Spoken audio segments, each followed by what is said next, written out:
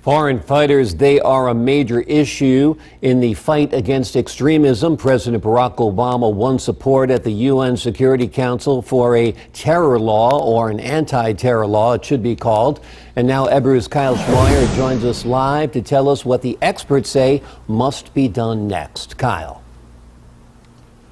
Well, Logan, you know, this concern about foreign fighters is happening in cities around the country, big like here in Philadelphia and small alike. It's also spreading to cities all around Europe as well. Today, we know the president went for it and he got it. This anti-terror legislation coming from the United Nations, basically obliging many other nations to now not only prevent, but also try to suppress any type of recruitment, organization, and arming of these foreign terrorist fighters. As our expert said today, this is the very thing the president and the world needed to do.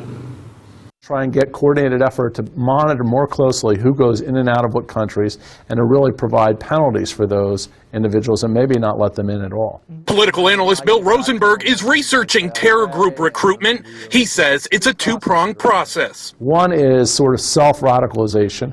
These are people like individuals who will go and launch some type of lone wolf activity in the United States, and they may have no connection at all with the jihadists over in the Middle East, but they are sympathetic to their cause and they're going to go out and shoot up a mall or blow something up.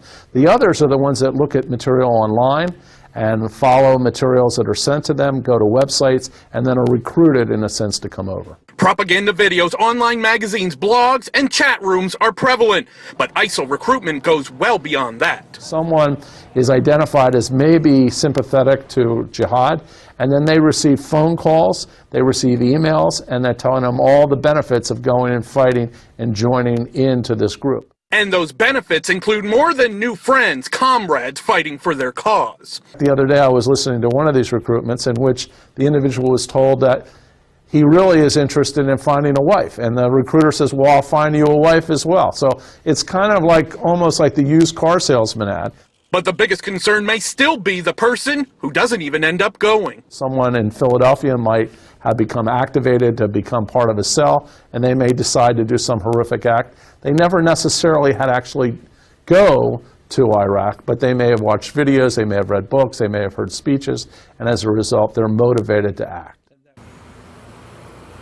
Now, a lot of national security experts do believe that that lone wolf is probably the biggest threat, especially here within the United States and also in Europe. But there's also a lot of concern about these fighters that have made it over to the areas of Syria and northern Iraq, that they may come back at some point. The Prime Minister of England said today he believes there's some 500 fanatics, in his word, that have gone to Iraq and Syria. He thinks and has said that that could mean the terror threat remains there in the UK for years to come. Logan? Kyle, it's really quite shocking to hear that estimate from the Prime Minister.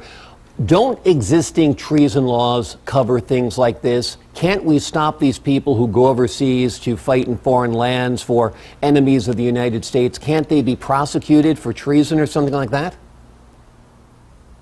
I think that right now everyone's taking a look at this. Obviously, this is not something new, but it's something that is growing right now. And so both the CIA, the FBI, and intelligence continues to take a look at these folks. They believe they are centering in on who some of these folks are because of emails they sent, because of tweets and other Facebook postings and stuff. They're trying to monitor them right now. And then the next step is with the Justice Department to see what, if anything, they can do to them if they do try to come back to the United States, knowing that they are now an opponent, a foe of the United States as the U.S. goes after ISIL. Many other countries dealing with this around the world. That's why it was important for the president today to get the nations on board with this, because this is not only a situation here in the U.S., it's around the world. We heard from the Prime Minister of Australia today saying 60 Australian passport holders are going to have those revoked because he believes they went to fight with ISIL. Logan? All right, Kyle Schmoyer reporting live tonight. Kyle, thank you so much for that report.